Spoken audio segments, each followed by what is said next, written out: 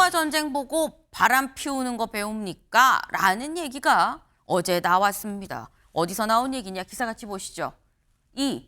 사랑과 전쟁은 바람 가르칩니까? 책갈피 달러 논란. 직접 이재명 대통령이 어제 업무 보고에서 반박을 했다라는 거죠. 무슨 얘기인지 직접 들어보고 오시죠. 온갖 명예와 혜택은 다 누리면서도 책임은 다하지 않겠다는 그런 태도는 정말 천하의 도둑놈 신부 아닙니까? 1분 전에 얘기한 거하고 1분 후에 얘기한 게 달라요. 그러면 됩니까, 사람이? 그리고 이 자리에서 얘기한 거하고 뒤에가 딴 데 가서 또 딴 얘기해요. 그러면 됩니까? 여긴 정치적 논쟁의 자리가 아니에요. 결국은 제가 그 기사를 보다가 댓글 앞에 올라온 거에 그거 MOU 체결해서 그 제가 아니라 공항공사 하는 게 맞는데? 라는 댓글이 있더라고요. 대중들은 다 아는 거예요. 누가 또 그런 얘기도 했더라고. 그러면 사랑과 전쟁은 바람피는 법을 가리키는 거야? 네. 이재명 대통령 업무 보고에서, 이 업무 보고가 전체 생중계가 되죠. 그런데 업무 보고에서 이렇게 얘기를 했습니다. 볼까요? 천하의 도둑놈, 대통령 기관장 초유의 공개 충돌이다. 그러니까 이 사안에 대해서 공개적으로 이렇게 얘기를 한 것 자체를 지금 보면 지금 초유의 공개 충돌 아닙니까? 대통령과 기관장이 직접적인 부딪. 사실 이진숙 전 방통위원장의 경우에는 민주당과 이진숙 위원장 간의 어떤 그런 대결 이 충돌이었었어요. 그런데 이번엔 대통령과 기관장이 충돌을 했다라는 거죠. 그리고 박정환 교수님. 사실 어제 저 얘기가 나오기 바로 직전 날 이규현 홍보수석이 그 이후로 언급도 안 하셨고요. 대통령이 그렇게 그런 거 언급할 만큼 한가하지도 않거든요라고 얘기를 했는데 업무보고 자리에서 그 자리에 이학재 사장이 있지도 않은데 얘기를 했다는 건 이건 이재명 대통령이 이거 넘어갈 수 없어라고 작심했다고밖에 볼 수 없거든요. 네. 뭐 현장에서 이 책갈피 얘기 나왔을 때 그 네. 자리에서 끝나는 줄 알았습니다. 그런데 이후에 이학재 사장이 인천국제공사 사장이 SNS에 이제 글을 올렸죠. 법적 책임 제가 한 말 틀린 게 아니고요. 대통령이 잘못 알고 있는 겁니다. 법적 책임은 관세청에 있는 거예요.라고 올리니까 이재명 대통령이 이제 화가 끝까지 난 것 같습니다. 자, 이재명 대통령 얘기는 이거예요. 내가 관세청에 물어봤다. 외화 민반출 누가 그거 단속하냐 그랬더니 법적 책임은 우리에게 있지만 실제로는 인천국제공항공사에서 공항에서 하고 있습니다. 그래서 공항공사에 물어봤다는 거예요. 그랬더니 공항공사는 그 우리한테 책임 없어요. 책임은 관세청에 있는 거예요.라고 얘기를 하니까 이재명 대통령은 이게 지금 뭐 하는 짓이냐 이렇게 이제 화가 난 거죠. 그런데 업무와 관련된 얘기를 그 업무 자리에서 끝나는 게 아니라 네. 뒤에 가가지고 SNS에 대통령이 잘못 알고 있는 거예요. 난 틀린 게 없습니다라고 얘기하니까 지금 이게 뭐 하는 거지? 정치하자는 건가? 이렇게 화가 난 거고 여기서 끝날 줄 알았더니 역시 이재명 대통령 그냥 두지 않습니다. 이제 본인이 표현할 수 있는 표현의 수위, 권한은 누리고 즉 단속의 권한은 가지고 있고 단속의 책임은 지지 않는다는 거 그거 도둑놈 신부 아니냐 이렇게까지 언급하기 나섰는데 네. 사실 말씀하신 대로 기사에서 언급한 대로 대통령과 기관장이 이렇게 정권이 바뀌면서 충돌하는 사례가 있었지만 이게 생중계를 하다 보니까 그 충돌이 고스란히 국민들에게 노출됐어요. 네. 사실 우려됐던 부분이기도 하고 또 생중계를 하는 이유이기도 합니다. 그러니까 생중계가 장단점이 있는 게 투명해져요. 그다음에 책임성이 생깁니다. 누군가는 책임 소재를 져야 돼요. 하지만 또 문제점, 부작용은 정치적인 논쟁이 생길 수 있다. 이런 점은 또 부작용이 되기 때문에 이재명 대통령의 이번 그 업무보고 생중계가 장점과 단점이 다 드러나는 장면이었다. 이렇게 보는 거죠. 네. 이재명 대통령 그 자리에서 그냥 얘기하고 끝나는 줄 알았는데 그 뒤에 뭐 SNS 뭐 기자 간 다음에 이런 게 있으면서 논란이 더 커지니까 안 되겠네. 아까 화가 머리끝까지 난 것 같아요라는 표현을 좀 쓰셨어요. 작심하고 어제 마이크 잡고 얘기를 한 거다라는 거죠. 근데 여기에 대해서 어제 이학재 이 인천공항공사 사장한테 기자들이 물어봤습니다. 이재명 대통령이 그 도둑놈 신부 아니라고 얘기를 하는데요. 뭐라고 생각하십니까? 라고 얘기를 했더니 뭐라고 얘기를 했을까요? 직접 들어보시죠. 책임을 다하지 않는 그런 태도는 뭐 도둑놈 태도다. 그러니까 일을 하지 않고 왜 그 자리에 차지하고 있냐 이런 발언이 아무래도 좀 사장님을 염두에 둔 발언 아니냐 이런 지적이 있는데 전혀 제가 듣지 못한 얘기라서 그 기자간담회 한 것을 두고 좀 정치적인 해석도 나오는데 저한테 대한 말씀인지를 잘 모르기 때문에 네. 지금 드릴 말씀이 없습니다. 네. 뭔가 말을 아끼는 것 같다. 진짜 모를 수도 있고요. 아니면 알지만 여기에 대해서 뭐 더 이상 뭐 맞대응하지 않겠습니다라는 취지로 보일 수도 있어요. 근데 일단은 굉장히 말을 아끼면서 한 발 좀 물러서는 건가라는 생각이 드는데 근데 얼마 뒤에 또 SNS를 이학재 사장 올렸습니다. 뭐라고 올렸느냐. MOU는 양해각서라서 협력 의사를 나타내는 것이고 법적 책임이 없습니다. 위탁은 법령 혹은 계약에 따라서 업무를 이 다른 기관한테 맡기는 거기 때문에 법적 책임이 있고요. 근데 우리는 위탁 아니라 MOU란 얘기예요. 외화 불법 반출 단속의 법적 책임은 그래서 관세청에 있고 공항은 MOU로 업무 협조만 하는 거지 위탁이 아닙니다라고 얘기를 합니다. 사실에 입각한 정확한 보고를 해줄 걸 참모들께 당부합니다. 대통령 지금 잘못 알고 계시는데 이거 참모들이 좀 바로 잡으셔야 되는 거 아닙니까? 라고 얘기를 했다라는 거예요. 네. 근데 그러다 보니까 이거는 최수영 위원님, 이학재 사장이 이재명 대통령의 다시 한번 얘기에 또 이걸 다시 한 번 더 받아친 그런 상황이 된 건데 이건 그러면 이제 계속 맞대응을 해 나가는 과정으로 봐야 되는 겁니까? 일각에선 이게 커지면 인천시장 나가는 생각이 또 있는 거야? 라는 생각이 또 나오기도 해요. 이렇게 해서 몸집커진 사람들 많았잖아요. 윤석열 전 대통령이 추미애 장관과의 갈등에서 그랬고 네. 어쨌든 이렇게 권력과의 싸움을 통해서 어떤 존재감을 북돋아가는 사람들이 정치적으로 성공하는 사례들은 많습니다. 더더군다나 이학재 지금 사장은 인천시장 국민의힘 후보로 거론되고 있는 분이기도 해요. 네. 그러다 보니까 결국 이렇게 사실 또 사람 하나 키워준 것 아니냐고 보는데 저는 대통령께서 지금 그 사랑과 전쟁, 그러니까 유명 아주 사건 프로그램이죠. 이걸 얘기하면서 이게 그런 바람피는 법을 가리키냐고 얘기하는데 바람피는 법은 가르치지 않아도 불륜과 치정에 대한 수법은 알게 해주죠. 분명한 그렇습니다. 모르는 사람도 보면 알게 됩니다. 근데 왜 그걸 왜 콕 집어서 얘기했을까? 좀 그러다 보니까 많은 사람들이 논란이 되는 거예요. 대통령의 말은 최종 상태를 의미하기 때문에 논란이 되거나 최초의 발화점이 되는 얘기들을 하면 안 됩니다. 그럼 논쟁이 더 이상 진전이 되지 않아요. 그래서 대통령 말에 무게감이 있는 건데 더더군다나 또 하나 알게 된 사실은 모든 국민들이 대통령이 댓글도 많이 보는구나. 이 MOU 얘기도 댓글에서 나온 거예요. 댓글 보니까 MOU가 법적 책임이 있다라고 국민들은 얘기하더라. 근데 대통령이 댓글까지 볼 만큼 하냐 그 문제는 차치하더라도 댓글로 국정을 다루는 보고에서 댓글 얘기를 함으로써 다른 논쟁을 차단시키는 그것으로 유효함을 인정하는 그것으로 논쟁의 종지부를 찍어버리는 이 태도가 과연 온당한가. 저는 이학재 사장이 마이크를 미니까 그 확전은 자제하면서도 이걸 쓰지 않으면 많은 국민들이 MOU는 그래 법적 효력이 있는 거라고 결론적으로 생각할 것 아니겠습니까? 사실은 이학재 사장 말이 맞거든요. 양해각서예요. 그러니까 지금 미국과 우리가 관세협정 MOU 해놓고 국회 비준 안 받는 거 아닙니까? 법적 효력이 없기 때문에 그런 거예요.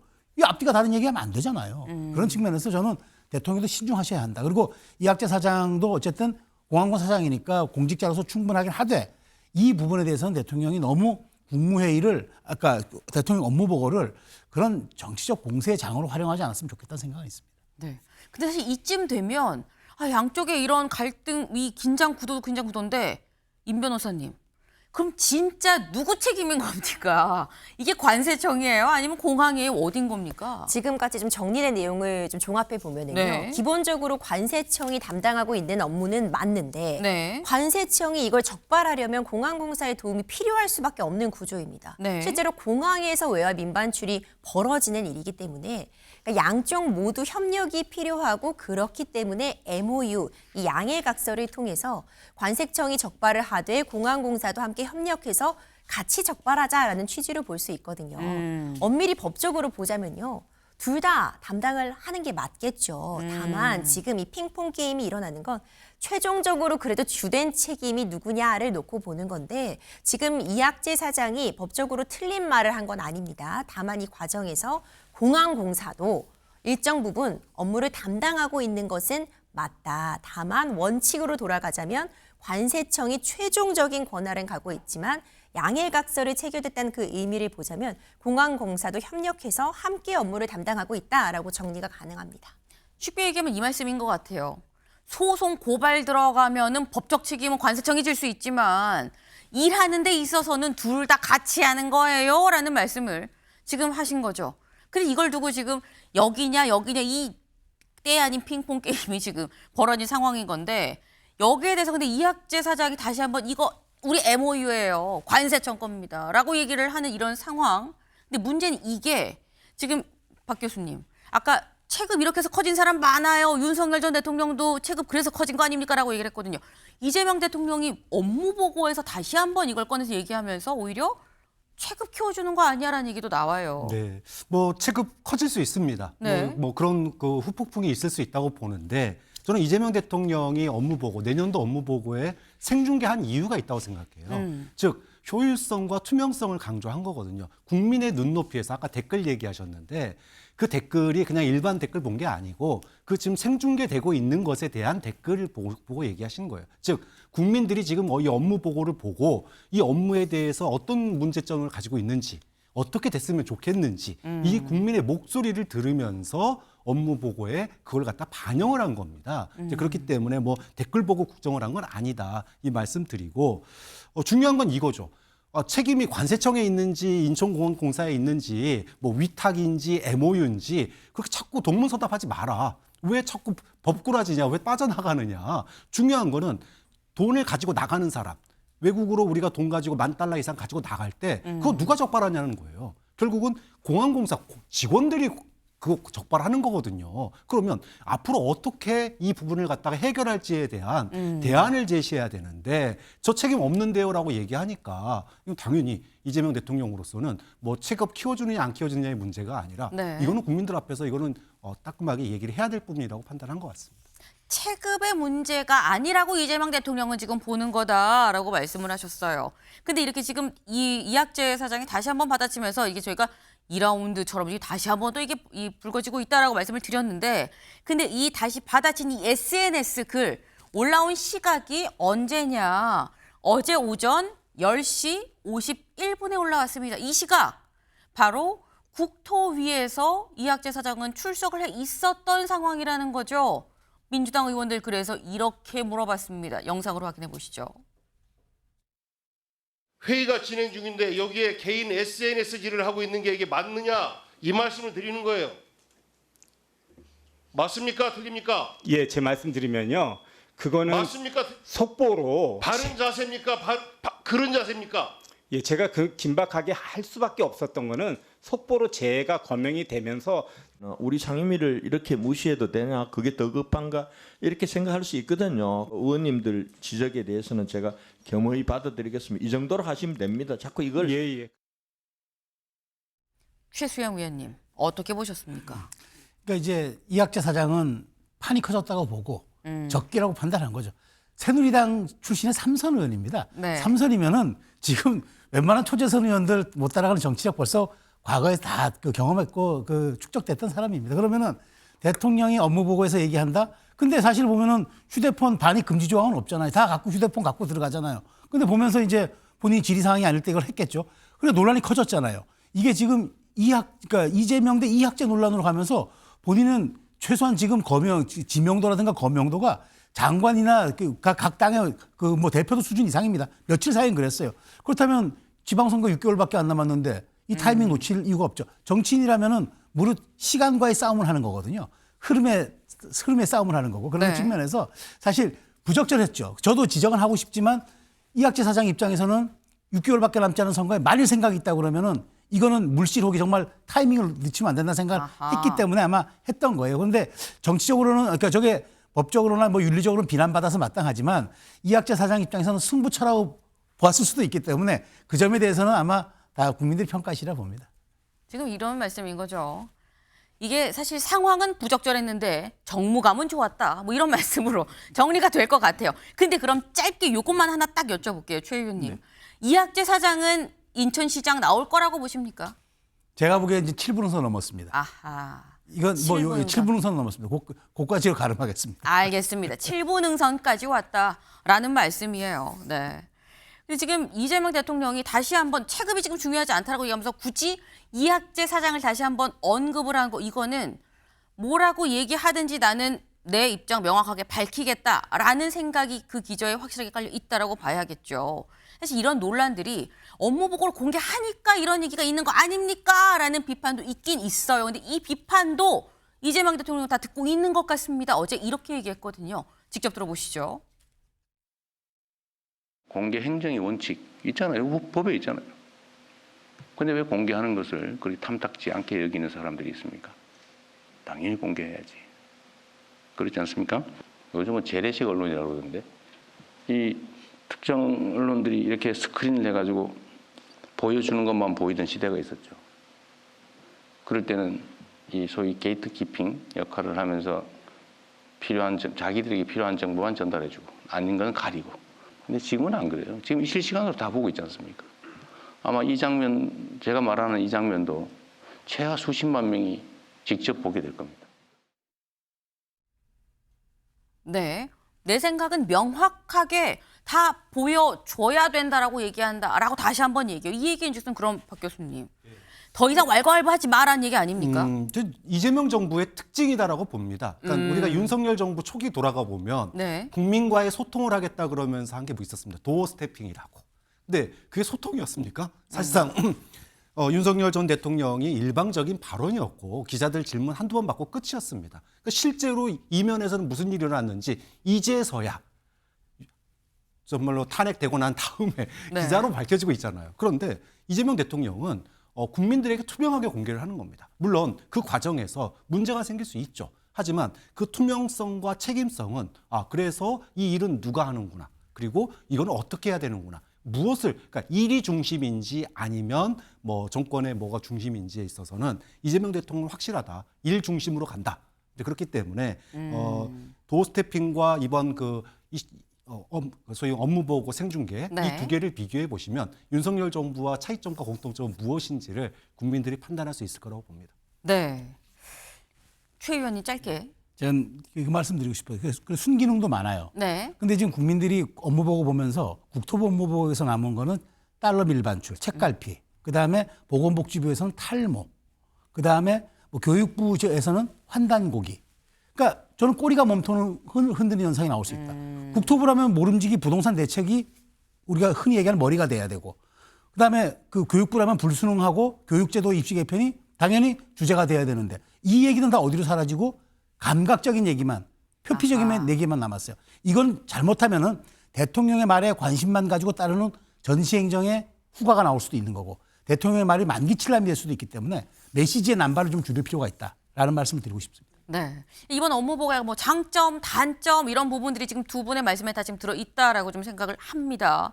근데 관련해서 이 이재명 대통령 어쨌거나 나는 다 공개하고 있는 그대로 다이렉트로 그냥 직구를 던져가면서 갈 거야라는 의도가 상당하다라는 생각을 한 게 바로 이겁니다. 동아일보 기사 같이 볼까요?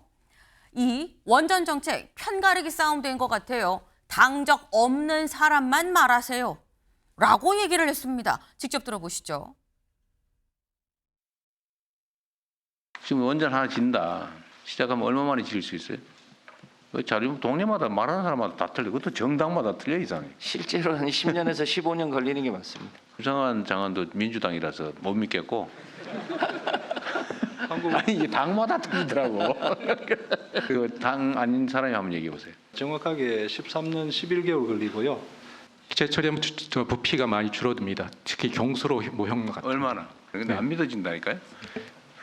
저기 무슨 당이에요? 그 고준희 방사성 폐기물관리위원장입니다. 여기는 정당이 있잖아. 저는 탈당을 말해도 잘 안 믿어요. 탈당을 했습니다. 가만히 계셔 보세요. 한국원자력안전기술원 원장 임승철입니다. 당적은 없고 원자력을 공부했습니다. 해보세요 그럼. 중립적으로. 네, 당적 여부까지 같이 보고하는 상황이 돼. 당적은 없고 원자력을 공부를 했습니다.